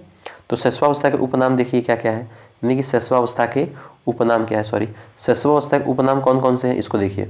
तो शैशवावस्था का उपनाम आ जाता है आपका, सबसे पहला नाम उसको बोलेंगे किसको, अतार्किक, यानी तार्किक नहीं है यहाँ पे, अतार्किक चिंतन की अवस्था, अतार्किक चिंतन की अवस्था। दूसरा आ जाता है आपका जीवन का महत्वपूर्ण काल। कौन सा काल, जीवन का महत्वपूर्ण काल। तीसरा बोलेंगे खिलौने की आयु। तीसरा क्या बोलेंगे, खिलौने की आयु। तीसरा क्या बोलेंगे, खिलौने की आयु। इसके बाद शैशवावस्था को क्या बोलेंगे, अनुकरण, अनुकरण द्वारा सीखने की अवस्था। कौन सा अवस्था? अनुकरण द्वारा सीखने की अवस्था। कौन सा बोलेंगे? भावी जीवन की आधारशिला, भावी जीवन की आधारशिला। संस्कारों के निर्माण की अवस्था, संस्कारों के निर्माण की अवस्था। तो शैशवावस्था का उपनाम कौन कौन सा हो गया? तो शैशवावस्था के उपनाम हो गए आपके अतार्किक जीवन की अवस्था, ठीक, जीवन का महत्वपूर्ण काल, खिलौने की आयु, अनुकरण द्वारा सीखने की अवस्था, भावी जीवन की आधारशिला, संस्कारों के निर्माण की अवस्था। ठीक है, तो इसको याद रखिएगा। एक चीज़ यहाँ पे इंपॉर्टेंट आ जाता है, यहाँ पे इसको याद रखिएगा, सबसे ज़्यादा इंपॉर्टेंट ये पॉइंट। ठीक है, ये पॉइंट याद रखिएगा कि जो आपका यानी कि कब तार्किक होगा, कब अतार्किक होगा, कब अमूर्त होगा, इसको देखिए। जो तार्किक होगा यानी कि अतार्किक होगा, और जो तार्किक होगा, अतार्किक अवस्था किसमें होती है? शैशवावस्था में होती है। किसमें होती है? शैशवावस्था में होती है। तार्किक जो होती है वो आपका बाल्यावस्था में होती है। तार्किक किसमें होती है? बाल्यावस्था में होती है। अमूर्त जो होती है, अमूर्त जो होती है वो आपका किशोरावस्था में होती है। अमूर्त किसमें होती है? किशोरावस्था में होती है। ठीक है, तो इसको याद रखिएगा कि जो अतार्किक यानी तार्क नहीं, यानी लॉजिकल, अतार्किक यानी क्या? तर्क न कर पाए। तो शैशवावस्था में बालक कहाँ से तर्क कर पाएगा? नहीं कर पाएगा।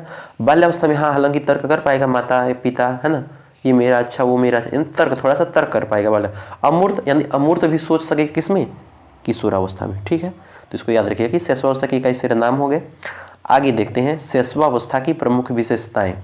तो शैशवावस्था की प्रमुख विशेषताएं क्या है? तो शैशवावस्था की प्रमुख विशेषताएं हैं आपका, शैशवावस्था जो है यह भावी जीवन को प्रभावित करती है। किसको प्रभावित करता है? अब यानी कि बेसिक है ना, यानी कि वो जितना विकास उसका 4 जो है जन्म से लेकर 5 से 6 वर्ष की आयु में होगा, वही तो आपका आगे जो क्रिया सीखेगा, जो संस्कार सीखेगा, है ना। इसलिए कहते हैं ना कि बच्चों को, जो छोटे बच्चे हैं तो पहले उनको जो है एकदम संभाल के रखना चाहिए, है ना। लेकिन आजकल बच्चे कहाँ मानते हैं, आजकल माता पिता ही नहीं समझ रहे हैं। तो शैशवावस्था जो होता है यह भावी जीवन को प्रभावित करता है। शरीर एवं मस्तिष्क अन्य अत्यंत अधिक जो है ग्रहणशील होता है, यानी कि इसमें जो है बहुत तेजी से लोग सीखते हैं, यानी कि रिपीटिशन की क्षमता होती है, फटाफट सीखना चाहते हैं ना।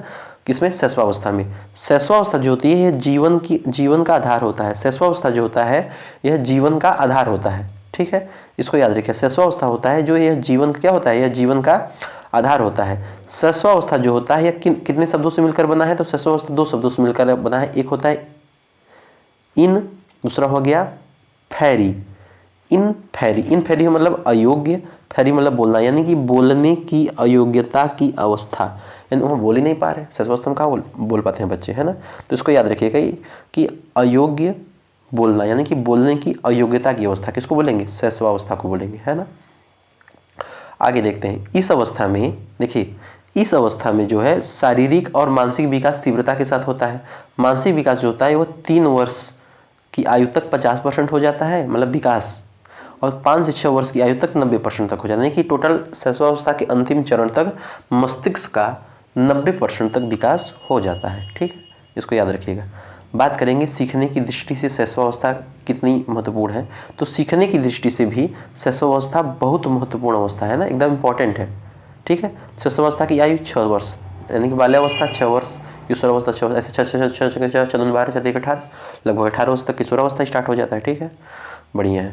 बात करेंगे शैशवावस्था की। तो शैशवावस्था में क्या होता है?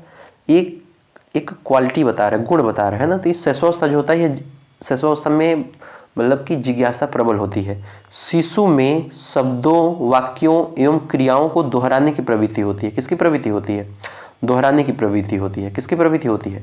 दोहराने की प्रवृत्ति होती है। ठीक है, याद रखिए। जैसे छोटा छोटा बच्चा बोलिए कुछ सामान, खिलौना, तो खिलौना मतलब कुछ भी उसको बोलेंगे तो बोलने लगता है। तो बच्चे, माता पिता बहुत खुश है, देखा बोल रहा है ना, वो प्रवृत्ति ही उसकी होती है। ठीक है, तो इसलिए उसको अच्छा भी सिखाइए। शैशवावस्था में शिशुओं में असहायता एवं पर निर्भरता की पर निर्भर यानी कि वो निर्भर है, आपके ऊपर निर्भर है, असहायता की भावना पाई जाती है। ठीक है, शैशवावस्था में आत्म प्रेम की भावना पाई जाती है। ये कहना किसका है? ये कहना है आपका सिगमंड फ्रायड का। किसका कहना है? सिगमंड फ्रायड का। सिगमंड फ्रायड का कहना है कि शैशवावस्था में आत्म प्रेम यानी कि खुद से प्रेम की भावना पाई जाती है। किसकी पाई जाती है? खुद से प्रेम की भावना पाई जाती है शैशवावस्था में। ठीक है, तो इसको याद रखिएगा, शैशवावस्था में खुद से प्रेम की भावना पाई जाती है, यानी आत्म प्रेम की भावना पाई जाती है। ये याद रख लीजिए, इंपॉर्टेंट है, पेपर में आया हुआ है। कम से कम समझ लीजिए कि हर तीसरे चौथे साल पेपर में यही आ रहा है कि पूछ लिया रहा है कि शैशवावस्था में आत्म प्रेम की भावना पाई जाती है किसने कहा, किस मनोवैज्ञानिक का कहना है, बता दीजिएगा, सिगमंड फ्रायड। ठीक है, आगे देखते हैं।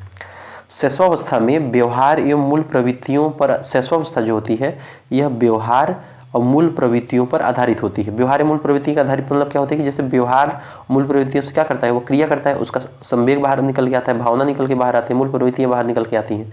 ठीक है, तो इसको याद रखिएगा। अब बात करेंगे हम शैशवावस्था में संवेग की। आ गई बात संवेग की, तो संवेग तो संवेग शब्द से आप क्या समझ रहे हैं, तो संवेग यानी कि जो आपका ज्ञानेंद्रियों से आ रहा है, संवेदनाएं जो आ रहा है ना, तो संवेग की बात करेंगे। देखिए वो सिगमंड फ्रायड, याद रखिएगा। आगे बात करेंगे संवेग की। तो शैशवावस्था में संवेग क्या है, तो शैशवावस्था में अगर संवेग हम देखते हैं कि इसमें जो है जन्म के समय उत्तेजना नामक संवेग पाया जाता है। याद रख लीजिए, किसमें, आप ये मत कहिए कि इसमें ये किशोरावस्था में पाया जाता है, ना, किशोरावस्था तो पाया ही जाता है, शैशवावस्था में भी पाया जाता है। ठीक है, याद रखिए, लिख लीजिए कि शैशवावस्था में भी उत्तेजना नामक संवेग पाया जाता है। ठीक है, 2 वर्षों में अधिकांश संवेग विकसित हो जाते हैं, जैसे प्रेम हो गया, क्रोध हो गया, घृणा हो गया, भय हो गया, 2 वर्षों में आ जाता है। ओ एकदम छोटा छोटा बच्चा, वाह। ठीक है, आगे देखते हैं। शैशवावस्था में सामाजिक व नैतिकता का अभाव। शैशवावस्था में सामाजिकता एवं नैतिकता का अभाव क्या होता है, तो शैशवावस्था में जो होता है, देखिए इसमें सामाजिकता एवं नैतिकता का अभाव पाया जाएगा, है ना। उसको कहाँ पता रहेगा, छोटा छोटा बच्चा रहेगा, उसको कहाँ पता रहेगा कि क्या सामाजिक क्या नैतिक, कुछ नहीं, है ना, उसको कहाँ पता रहेगा, कुछ नहीं। तो अब हम बात करेंगे शैशवावस्था में ये ग्रंथि की। ठीक है, तो देखिएगा इम्पोर्टेंट है, ये भी जो है काफ़ी इम्पोर्टेंट है। क्या है, लड़कों में प्रीति विरोधी ग्रंथि पाई जाती है, यानी कि वो किसके प्रति आकर्षित होते हैं, माता के प्रति। लड़कियों में मातृ विरोधी ग्रंथि पाई जाती है, यानी कि वो किसके प्रति आकर्षित होते हैं, पिता के प्रति। ठीक है, लड़कों में प्रीति विरोधी ग्रंथि, लड़कियों में मातृ विरोधी ग्रंथि। ठीक है, तो एक्सचेंज समझ लीजिए ऐसा कुछ। तो लड़कों में प्रीति विरोधी ग्रंथि पाई जाती है, लड़कियों में मातृ विरोधी ग्रंथि पाई जाती है। ठीक है, इसको याद रखिएगा। ये आपके आगे सिगमंड फ्रायड, सिर्फ सिगमंड फ्रायड का कहना है। क्या कहना है, सिगमंड फ्रायड का क्या कहना है कि शैशवावस्था में काम प्रवृत्ति विकसित होती है। क्या विकसित होती है, काम प्रवृत्ति विकसित होती है। किसका कहना है, सिगमंड फ्रायड का कहना है। किसका कहना है, सिगमंड फ्रायड का कहना है। ठीक है, इसको याद रखिएगा कि अगर पूछ ले कि शैशवावस्था में काम प्रवृत्ति विकसित होती है, किसने कहा, सिगमंड फ्रायड ने कहा। ठीक है, हम इसलिए बार बार बोल रहे हैं कि आपको याद हो जाए, है ना, याद रखिएगा। अब हम आपको स्टार्टिंग में हमको बताए थे कि शैशवावस्था, बाल्यावस्था, किशोरावस्था, सभी की अवस्थाओं का हर एक पहलुओं से विकास को पढ़ेंगे, यानी कि शारीरिक विकास पढ़ेंगे, सामाजिक विकास पढ़ेंगे, संवेगात्मक विकास पढ़ेंगे, है ना, सब विकास को पढ़ेंगे। ठीक है, तो इसको याद रखिए। अब चलिए स्टार्ट करते हैं शैशवावस्था का सामाजिक विकास। कौन सा विकास, शैशवावस्था का सामाजिक विकास। शैशवावस्था का सामाजिक विकास देखिए क्या है, तो सबसे पहले हम बात कर लेते हैं शारीरिक विकास की। तो शारीरिक विकास, हाँ शारीरिक विकास में क्या है कि जैसे अब हम बात करेंगे, जैसे छोटा बच्चा है, जैसे ये आप हो गए, यहाँ पे इधर देखिए, इधर लेफ्ट साइड ये आप हो गए, और यही आप ही हैं, तो कहीं ये कैसे दूठ होगा, ना, ये बोले छुटकुट हो, यहाँ से फिर ये बड़का होगा, यहाँ वाले शैशवावस्था के जैसे मान लीजिए 0 से लेकर 5 वर्ष की आयु तक इतना हो जाएंगे, ये कितना, इतना। ठीक है, यानी आप 51 सेंटीमीटर से 108 सेंटीमीटर तक हो जाएंगे, ऐसा आप समझ लीजिए। ठीक है, तो इसको याद रख लीजिएगा। लगभग एक अगर फैक्ट में अगर बताना हो तो ये याद कर सकते हैं। अब हम बात करेंगे लंबाई की, इधर साइड यही लंबाई है आपका, देखिए ये लंबाई है। तो जन्म के समय आपकी लंबाई कितनी है, 51 सेंटीमीटर, और शैशवावस्था के अंततः यानी कि 5 से 6 वर्ष की आयु तक कितनी हो जाएगी, आपका 108 सेंटीमीटर तक हो जाएगी। कितनी हो जाएगी, 108 सेंटीमीटर तक की। लेकिन एक चीज़ और याद रखना है, क्या याद रखना है, एक चीज़ और याद रखना है कि बालक में और बालिकाओं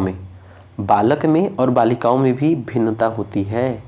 यहाँ पे याद रखिए, बालक यानी कि जन्म के समय, जैसे मान लीजिए आप बालक हैं तो आपका लंबाई 51 सेंटीमीटर होगा। कितना होगा, 51 सेंटीमीटर, जबकि बालिकाओं का कितना होगा, बालिकाओं का 50, 50.5, है ना, 50.5, यानी कि उनमें जो है आधा सेंटीमीटर की कमी होगी। लेकिन आगे देखिएगा फिर बालिकाएं आगे बढ़ जाएंगी। ठीक है, लगभग बाल्यावस्था में। ठीक है, तो बालक का जो जन्म एक 51 सेंटीमीटर है जन्म के समय, और बालिका का कितना है, 50.5। ठीक है, इसको याद रखिएगा, फैक्ट है, पूछेगा डायरेक्ट। अगर मान लीजिए प्रश्न पूछ लिया तो क्या करेंगे, बताएंगे, आप बताएंगे ना, कोई बताए चाहे ना बताए। तो याद रखिएगा कि शैशवावस्था की स्टार्टिंग में आपका 51 सेंटीमीटर और शैशवावस्था के अंत तक यानी कि 5 से 6 वर्ष तक आपका कितना हो जाएगा, 108 सेंटीमीटर हो जाएगा। ये आपका लंबाई हो गया। बात करेंगे हम वजन की। अब हम बात करेंगे वजन की। तो वजन क्या है भाई साहब, वजन को देख लीजिए। तो वजन है आपका, जन्म के समय आपका वजन कितना केजी रहेगा, 3 केजी, यानी कि 3 किलो के आप रहेंगे। ठीक है, 6 माह में आपका 2 गुना यानी कि आप 6 किलो हो जाएंगे और अंत में शैशवावस्था के अंत यानी कि 5 से 6 वर्ष तक आप 16 केजी हो जाएंगे। ठीक है, इसको याद रखिए। अभी हम आपको बताएं, कुछ 1-2 वीडियो में पहले बता चुके हैं, हम आगे चल के हड्डियों के बारे में भी बात करेंगे। देखिए, शैशवावस्था में हड्डियां कितनी होती है, तो सिर्फ 270 होती हैं। कितनी होती है, 270 होती हैं। इसको याद रखिए, शैशवावस्था में हड्डियां कितनी होगी, 270।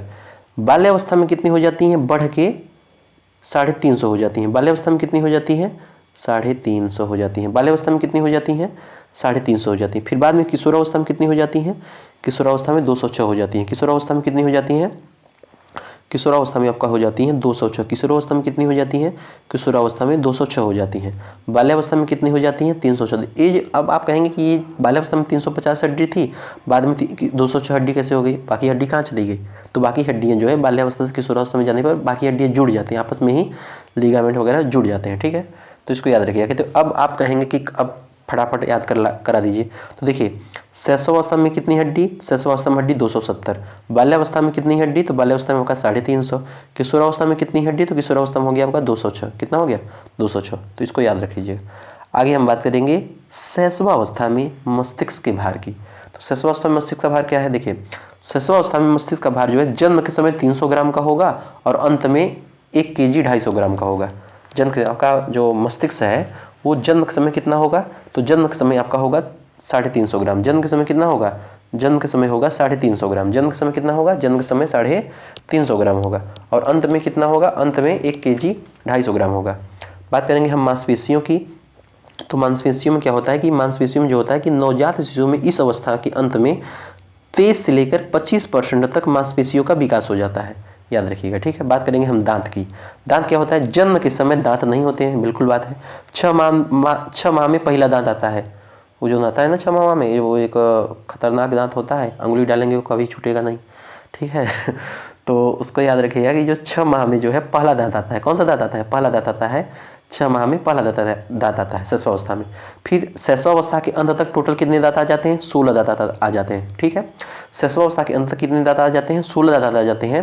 यानी कि उसमें से 2/3 दांत अस्थायी होते हैं। 2/3 दांत कितने होते हैं, अस्थायी होते हैं। 2/3 दांत अस्थायी होते हैं, बाकी जो दांत होते हैं, मतलब कि 2/3 कह रहे हैं, 2 से 3 दांत स्थायी होते हैं, बाकी 13 से 14 वही दूध वाले दांत होते हैं। ठीक है, दूध वाले दांत होते हैं। बात करेंगे हृदय की धड़कन की। शैशवावस्था में हृदयों की धड़कन कैसे होती है, तो देखिए, धड़कन, हृदय की धड़कन शैशवावस्था में, हृदय की धड़कन। ठीक है, तो शैशवावस्था में प्रति मिनट, शैशवावस्था में प्रति मिनट जो हृदय की धड़कन होती है वो 140 बार, बाल्यावस्था में 100 बार, किशोरावस्था में 72 बार। ठीक है, यानी सबसे ज़्यादा हृदय की धड़कन कब धड़कती है, हृदय कब धड़कता है, शैशवावस्था में धड़कता है। कब धड़कता है, शैशवावस्था में धड़कता है। इसको याद रखिए, 140 बार, बाल्यावस्था में 100 बार, किशोरावस्था में आपका 72 बार। ठीक, तो इसको याद रखिएगा। अब बात करेंगे हम शारीरिक गतिविधियों की। अब देखा भाई साहब, जो छोटा बच्चा है ना, वो कैसे कैसे धीरे धीरे मतलब कार्य करता है, इसको समझिए। अब हो तो गया, अब वो धीरे धीरे कैसा, मतलब उसके शारीरिक बदलाव कैसे आती है, उसकी शारीरिक गतिविधियाँ कैसे कार्य करते हैं, इसको समझिए, बहुत इंपॉर्टेंट है। आप समझिएगा इसको। देखिए, अगर मान लीजिए यहाँ से प्रश्न तो जरूर पूछेगा, इसमें कोई दो राय है नहीं, है ना। तो इसको देखते हैं। तो आ जाता है आपका शारीरिक गतिविधियाँ। कौन सी गतिविधियाँ, शारीरिक गतिविधियाँ। ठीक, पहला आ जाता है 1 माह। 1 माह में क्या होता है कि शिशु अपना सर ऊपर उठाने लगता है। 1 महीना में शिशु माँ अपना थोड़ा थोड़ा अपना जो मुंडी है उसको ऊपर करने लगता है। ठीक है, चौथे माह में जो है शिशु सहारे के साथ बैठने लगता है। सहारा के साथ बैठने लगने की, उसको कोई सहारा दो तो बैठ जाएगा, फिर सहारा हटाओ ढनक जाएगा, है ना। तो थोड़ा सा पीछे से हाथ लगाओ तो बैठा रहेगा, हाथ हटाओ तो ढनक जाएगा। तो ये 4 माह में होता है। 7 माह में क्या होता है, 7 माह में जो होता है बिना सहारे के साथ बैठने लगता है और हाथ हटाओ, भाई साहब बैठ गया बालक, ठीक है। तो ये 7 माह में हो जाता है। 10 माह में क्या होता है? 10 माह में भाई बेके बेके यानी घुटने घुटने के बल चलने लगता है, बेके बेके चलने लगता है, ठीक है। तो इसको याद रखिए। 14 माह में, 14 माह में क्या होता है? खड़ा होने लगता है, यानी कि लगभग आपका 12 माह 1 साल के नियर अबाउट। कुछ कुछ बच्चे हालांकि कुछ बोलते हैं यार हमारा जो बच्चोना है ना वो 1 साल के अंदर वही चलने लगा था, ठीक है, खड़ा होने लगा था।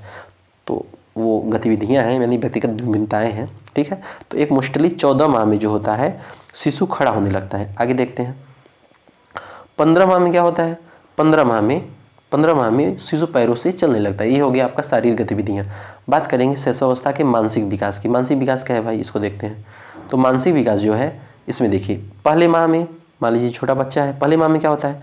उसको भूख प्यास निद्रा अन्य शारीरिक आवश्यक होने पर बालक हाथों से व पैरों से क्रिया करता है एवं रोने और चिल्लाने लगता है, ठीक है, इसको याद रखिए। दूसरे माह में क्या होता है? दूसरे माह में वो ध्वनि की प्रतिक्रिया करता है, कोई ध्वनि बोला फटाक से उसके प्रति क्या हो जाएगा? क्रिया करेगा, आश्चर्यचकित हो जाएगा, देखने लगेगा, है ना, इसको ध्यान दीजिएगा।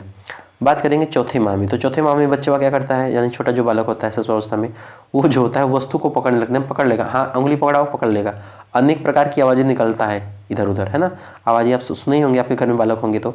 परिवारजनों को देखकर मुस्कुराने लगता है, ठीक है, परिवारजनों को देखकर क्या करेगा? मुस्कुराने लगेगा, क्या करेगा? मुस्कुराने लगेगा, ठीक है। तो इसको याद रखिएगा कि चौथे माह में जो है शिशुअवस्था में बालक क्या करेगा? शिशुअवस्था में बालक क्या करेगा? मुस्कुराने लगेगा। शिशुअवस्था में क्या करेगा बालक? मुस्कुराने। कौन से माह में, कौन से माह में मुस्कुराने लगता है बताइए? कौन से माह में मुस्कुराने लगता है?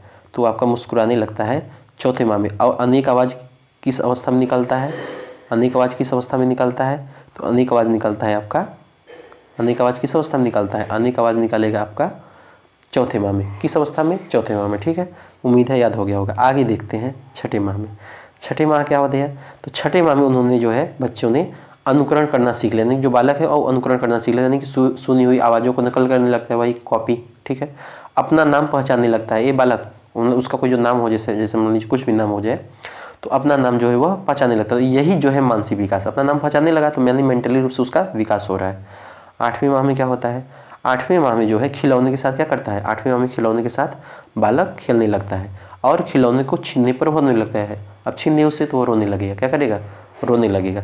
3 वर्ष आ गया, अब 3 वर्ष में आ गया बच्चा जो है 5 से 7 वाक्य बोलने लगता है, गिनती बोलने सीख जाता है, रेखाएं भी बनाता है, ठीक, बहुत बढ़िया।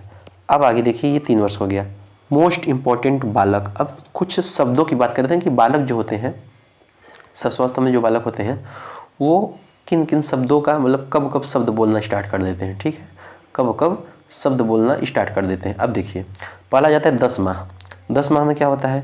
10 माह में जो है वो प्रथम शब्द बोलने, एक शब्द क ख ग अ ब ऐसा, तो प्रथम शब्द बोलने लगता है, ठीक है। 14 माह में प्रथम सार्थक शब्द बोलने लगता है, प्रथम सार्थक शब्द बोलने लगता है 14 माह यानी कि 14 महीना में, है ना। 20 महीना में यानी कि 20 माह में एक वाक्य बोलने लगता है। वाक्य तो बोलेगा लेकिन शुद्ध नहीं बोलेगा, वाक्य बोलेगा लेकिन शुद्ध नहीं बोलेगा, ठीक है।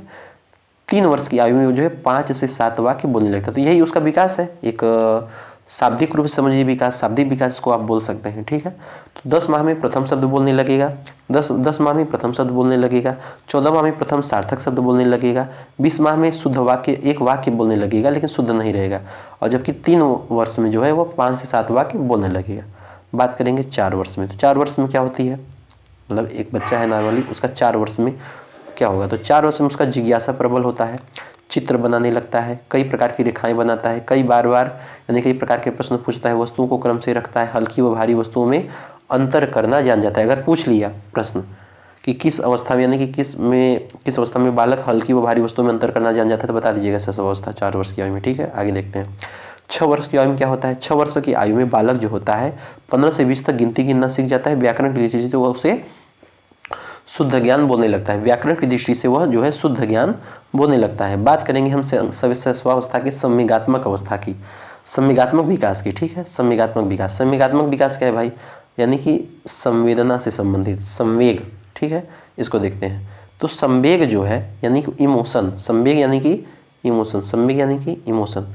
तो संवेग जो है यह लैटिन भाषा की इमोवेड शब्दों से मिलकर बना है। इमोवेड यानी कि गति या आवेग, गति आवेग यानी कि उत्तेजित दशा, यानी कि एक संवेग, एक उत्तेजित दशा, एक गति या आवेग, ठीक है। समवेग का क्या करेंगे, समवेग कैसे, सम प्लस वेग, सम मतलब शरीर, वेग मतलब गति, समवेग मतलब सम प्लस वेग, सम मतलब शरीर, वेग मतलब गति, ठीक है। तो इसको याद रखिएगा। तो अगर हम पूछे कि संवेग जो है किस शब्द से मिलकर बना है, तो संवेग बना है आपका इमेवेड शब्द से। कौन, किस शब्द से, इमोवेड, है ना। और यहाँ पे अगर आ जाएगा कि सम और वेग मतलब क्या होता है कि सम प्लस वेग, यानी कि सम मतलब शरीर हो जाएगा, वेग मतलब गति हो जाएगा। यानी कि हमारे शरीर को गति देने वाला तत्व संवेग कहलाता है। अगर हमारे शरीर को एकदम, संवेग मतलब क्रोध भी संवेग का पार्ट है, एकदम क्रोध, गुस्सा, गति कर दिया, है ना, डाउन हो गया, तो गति कर रहा है ना, शरीर तो गति कर रहा है, तो इसको बोलेंगे संवेग। हमारे शरीर को गति देने वाला जो तत्व होता है उसको बोलते हैं संवेग। अब देखिए, आप चाहे संवेग कहिए, भावना कहिए, मूल प्रवृत्ति कहिए, इन तीनों में अंतर क्या होता है इसको थोड़ा सा देखिए। संवेग, भावना, मूल प्रवृत्ति में अंतर बहुत इंपॉर्टेंट, मोस्ट इंपॉर्टेंट। संवेग, भावना और मूल प्रवृत्ति में अंतर क्या है, इसको थोड़ा सा शब्दों का अर्थ समझ लीजिए। देखिए, संवेग क्या कहता है कि यह विचारों का बाह्य प्रकाशन संवेग कहलाता है, विचारों का बाह्य प्रकाशन संवेग कहलाता है। भावना क्या होती है, यह विचारों का आंतरिक रूप से भावना, विचारों का जो आंतरिक रूप है वह भावना होती है। मूल प्रवृत्ति क्या होती है कि वह उसी विचार से जब क्रिया होने लगती है तो मूल प्रवृत्ति हो जाती है, उसी विचार से जब क्रिया होने लगती है तो क्या हो जाती है, तो मूल प्रवृत्ति हो जाती है। तो क्या होती है, वो मूल प्रवृत्ति हो जाती है। तो संवेग किसे कहेंगे, यह विचारों का बाह्य प्रकाशन संवेग कहलाएगा। विचारों का आंतरिक रूप भावना होगी, उसी विचार से जब क्रिया होने लगेगी तो वो मूल प्रवृत्ति हो जाएगी। ये तीनों में अंदर समझ में आया, ये तीनों में अंदर समझ में आया, ये काफ़ी इंपॉर्टेंट है। अब हम बात करेंगे संवेग की परिभाषा की। तो संवेग का परिभाषा क्या है इसको देखिए। संवेग का परिभाषा, विचारों या भावनाओं का बाह्य प्रकाशन संवेग कहलाता है। वुडवर्थ क्या कहते हैं, उडवर्थ महोदय क्या कहते हैं,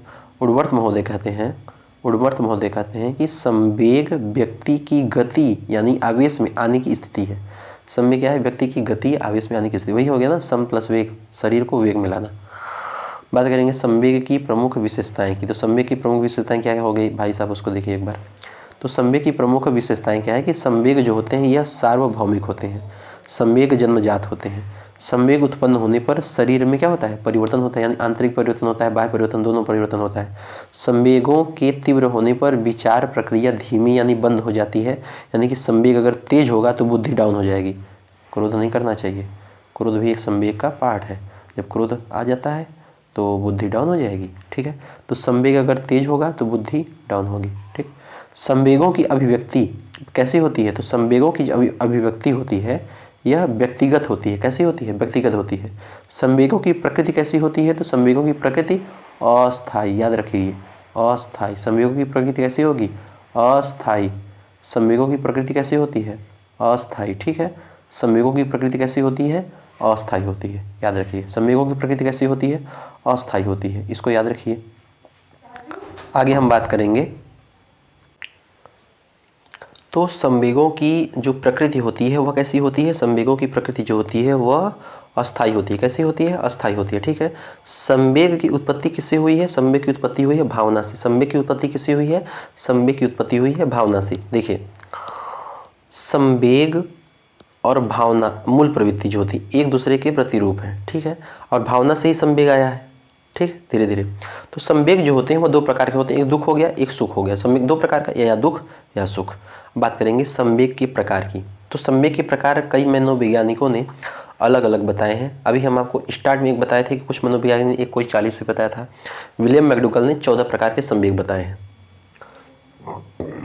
विलियम मैकडूगल ने कितने प्रकार के संवेग बताए हैं, विलियम मैकडूगल ने 14 प्रकार के संवेग बताए हैं। उनकी एक बुक है आउटलाइन ऑफ साइकोलॉजी। कौन सी पुस्तक है, आउटलाइन ऑफ साइकोलॉजी। तो संवेग के प्रकार जो है विलियम मैकडूगल ने बताए हैं। उन्होंने कौन सा बताया है, उन्होंने बताए हैं 14 प्रकार के संवेग। कितने प्रकार के संवेग, 14 प्रकार के संवेग। उनकी एक पुस्तक है जिसका नाम है आउटलाइन ऑफ साइकोलॉजी। कौन सी पुस्तक है, आउटलाइन ऑफ साइकोलॉजी, जिसमें उन्होंने जो है 14 प्रकार के संवेग बताए हैं और कहा कि प्रत्येक संवेग के साथ 14 मूल प्रवृत्ति जुड़ी होती है। क्या बोला उन्होंने ये बोला कि प्रत्येक संवेग के साथ 14 मूल प्रवृत्तियां भी होती हैं, यानी कि 14 संवेग भी होते हैं और 14 मूल प्रवृत्तियां भी होती हैं। बात करेंगे सिगमंड फ्रायड की। तो सिगमंड फ्रायड देखिए दो प्रकार का, एक बताया उन्होंने युयुप्सा, दूसरा बताया जिजीविसा। देखिए क्या है युयुप्सा और जिजीविसा क्या है, इसको देखते हैं एक बार। तो सिगमंड फ्रायड जो है यह दो प्रकार के संवेग बताए। तो कौन कौन सा, एक हो गया आपका युयुप्सा, युत्सा, दूसरा हो गया जिजीविसा, युत्सा और जिजीविसा। युत्सा यानी कि वह संवेग जिससे क्रोध उत्पन्न हो, यानी युद्ध करने की इच्छा जागृत हो, उसके बोलेंगे युत्सा। जिजीविसा यानी कि वह संवेग जिससे शांति उत्पन्न हो, यानी कि जीने का इरादा हो, तो उसको बोलेंगे जिजीविसा। तो युत्सा बढ़िया है कि जिजीविसा बढ़िया है, आप ये बताइए। जिजीविसा बढ़िया है ना कि जिससे शांति उत्पन्न हो, वह संवेग है ना। तो जिससे क्रोध उत्पन्न हो उसको युत्सा बोलेंगे। युत्सा याद हो गया, ये शब्द याद रखिए। यहाँ आएगा युत्सा, अभी आ गया मान लीजिए प्रश्न में युत्सा क्या मतलब क्या होता है, तो समझ में नहीं आएगा यार युत्सा मतलब क्या हो गया। देखिए तो वह संवेग जिससे क्रोध उत्पन्न हो उसको बोलेंगे युत्सा, यानी कि युद्ध करने की इच्छा। युद्ध यह से है ना, युत्सा है, युत्सा है तो युद्ध करने की इच्छा, ऐसा समझ लीजिए। जिजीविसा यानी कि जीने की इच्छा, है ना। आगे हम बात करेंगे शैशवावस्था में संवेगात्मक विकास। संवेगात्मक विकास क्या है इसको देखते हैं एक बार। शैशवावस्था में संवेगात्मक विकास, संवेगात्मक विकास क्या है कि जन्म के समय उत्तेजना संबंध पाया जाता है। कौन बताया, बताइए फटाक से। सिगमंड फ्रायड बताया। कौन बताया, सिगमंड फ्रायड बताया। सिगमंड फ्रायड ने बताया। जेबी वाटसन जो है इन्होंने क्या कहा कि जन्म के समय बालक में 3 संवेग होते हैं। कौन बताए, जेबी वाटसन। क्या बताया उन्होंने, पहला बताया क्रोध, दूसरा भय, तीसरा प्रेम। क्रोध, भय एवं प्रेम कौन बताया, जेबी वाटसन। ठीक है। जन्म के समय भी शैशवावस्था में शिशु का व्यवहार संवेगों की अभिव्यक्ति करता है। किसकी अभिव्यक्ति करता है, संवेगों की अभिव्यक्ति करता है। ठीक, इसको याद रखिएगा। जन्म के समय संवेग कैसे होते हैं, तो जन्म के समय जो संवेग होते हैं यह तीव्र एवं नकारात्मक होते हैं। कैसे होते हैं, तीव्र एवं नकारात्मक होते हैं, इसको याद रखिएगा। आयु बढ़ने पर सकारात्मक होने लगती है। संवेग क्या होता है, आयु बढ़ने पर सकारात्मक होने लगता है। ठीक है, तो इसको याद रखिएगा। ब्रिजेश एक मनोवैज्ञानिक है, उनके अनुसार क्या कहना है, ब्रिजेश भाई साहब के अनुसार क्या कहना है। ब्रिजेश कह रहे हैं कि जन्म के समय एक संवेग आता है जिसको बोलते हैं उत्तेजना। जन्म के समय एक संवेग आता है, उन्होंने उसको उत्तेजना बताया। 3 माह में जो संवेग उत्पन्न होता है उसको बोलेंगे कष्ट एवं आनंद। 6 माह में संवेग आता है जिसको बोलेंगे क्रोध, भय, घृणा। 12 माह में संवेग आता है इसको बोलेंगे स्नेह एवं आलस्य, यानी उल्लास, सॉरी आलस्य नहीं उल्लास। यानी कि एकदम संवेग के उन्होंने कई रूप बताए और कितने महीनों में कौन कौन सा यानी कि संवेग आया उसको उन्होंने बताया। क्या बताया, उसको उन्होंने बताया कि जन्म के समय कौन सा है, जन्म के समय उत्तेजना आई। 3 माह में क्या आया, कष्ट एवं आनंद आया। 6 माह में क्या आया, 6 माह में का क्रोध, भय, घृणा आया। 12 माह में क्या आया, 12 माह में स्नेह और उल्लास आया। 12 माह में क्या आया, स्नेह एवं उल्लास आया। अब देखते हैं थोड़ा सा डिटेल में, थोड़ा सा अंतर समझते हैं, अंतर समझने का प्रयास करते हैं। ये देखिए यहाँ पे आपको काफ़ी बढ़िया समझ में आएगा कि शैशवावस्था में क्या होगा, बाल्यावस्था में कैसे होगा और किशोरावस्था में। ठीक है, तो इसको देखते हैं एक बार। तो देखिए शैशवावस्था में जो होता है, जैसे मान लीजिए आप शैशवावस्था की आपके पास एक पोटली है। ठीक है, इसमें जो होता है शैशवावस्था में क्या होता है कि शैशवावस्था में जो संवेग होता है वो बाहर ज़्यादा निकलता है। शैशवावस्था में जो होता है संवेग क्या होगा, वो संवेग ज़्यादा बाहर निकलेगा, क्योंकि उसमें क्या होता है कि क्योंकि उसमें बुद्धि नहीं होगी, क्योंकि उसमें जो है प्रबंधन, संवेग पर प्रबंधन नहीं होता है। शैशवावस्था में संवेग ज़्यादा बाहर निकलता है क्योंकि उसमें बुद्धि नहीं होती है, यानी कि उसमें संवेग पर प्रबंधन नहीं है। प्रबंधन नहीं है तो यानी कि संवेग बाहर निकल रहा है, प्रबंधन नहीं है तो संवेग बाहर निकल रहा है। ठीक है, बात करेंगे बाल्यावस्था की। बाल्यावस्था में जो होता है, देखिए बाल्यावस्था का आपका ये पोटली हो गया। तो बाल्यावस्था में होता है जो संवेग होता है वो थोड़ा थोड़ा निकलता है, हल्का हल्का, 1-2 ठो। ठीक, 1-2 ठो बाल्यावस्था में संवेग थोड़ा निकलेगा, यानी कि उसमें जो होता है बुद्धि भी थोड़ी थोड़ी विकसित हो जाती है, यानी कि उसमें प्रबंधन शुरू हो जाता है, प्रबंधन शुरू हो जाता है, प्रबंधन शुरू हो जाता है। ठीक है, किशोरावस्था में क्या होता है, किशोरावस्था में जो होता है कि किशोरावस्था में जो, जैसे मान लीजिए आपका वो पोटली है। ठीक है, किशोरावस्था में जो होता है कि किशोरावस्था में आपका बुद्धि होती है। किशोरावस्था में बुद्धि होती है। किशोरावस्था में क्या होता है, बुद्धि होती है, इसलिए उसमें जो है संवेग 1-2 निकलेगा, है ना। तो उसमें क्या होता है कि बुद्धि रहेगी तो कम संवेग निकलेगा। जब बुद्धि रहेगी कम से, यानी कि उस पर पूर्ण प्रबंधन होता है, यानी कि बुद्धि होती है। तो ये अंतर हो गया आपका कि जो बाल्यावस्था है, किशोरावस्था है और शैशवावस्था है, इन सब में अंतर क्या हो गया कि शैशवावस्था में जो हो जाएगा, शैशवावस्था में बुद्धि नहीं होगी, यानी कि संवेग पर प्रबंधन, बुद्धि नहीं होगी तो संवेग पर प्रबंधन नहीं होगा। बाल्यावस्था में थोड़ा थोड़ा शुरू हो जाता है, ठीक है। किशोरावस्था में जो है बुद्धि रहेगी तो संवेग नहीं निकलेगा, तो इसको याद रखिएगा कि ज़्यादा इंपॉर्टेंट है, ठीक है। उम्मीद है समझ में आ गया होगा। आगे देखते हैं। अब बात करते हैं शैशवावस्था के सामाजिक विकास। देखिए अभी शैशवावस्था चल रहा है, फिर बाल्यावस्था चलेगा, फिर किशोरावस्था चलेगा, ठीक है।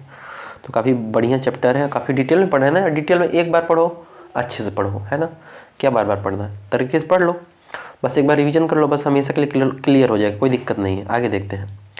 शैशवावस्था, शैशवावस्था नहीं कि सामाजिक विकास। शैशवावस्था में सामाजिक विकास देखिए, तो इसमें जो है शैशवावस्था में सामाजिक विकास, तो हम इसमें देखते हैं शैशवावस्था के सामाजिक विकास की। तो शैशवावस्था के सामाजिक विकास क्या है, शैशवावस्था का सामाजिक विकास क्या है। तो देखिए शैशवावस्था के सामाजिक विकास में हम बात करेंगे कि शैशवावस्था जो समाज में जो है ना, वह कौन कौन सा गुण, मतलब कौन कौन सा चीज़ें बनाता है, वह गुण अपनाता है। मान्य चीज़ को अपनाएगा, नियम को अपनाएगा। त्याग क्या करेगा, अवगुणों का त्याग करेगा, और मान्य का त्याग करेगा, नियम नहीं बनाएगा, ठीक है। तो इसका त्याग करेगा, इसको अपनाएगा, यानी कि इसको अपनाएगा और इसका त्याग करेगा, ठीक है। शैशवावस्था के अंत में शब्दों का भंडार कितना हो जाता है, शैशवावस्था में शब्दों का भंडार कितना होता है, 60 से 120 शब्द का भंडार हो जाता है उसके पास, ठीक है। जन्म के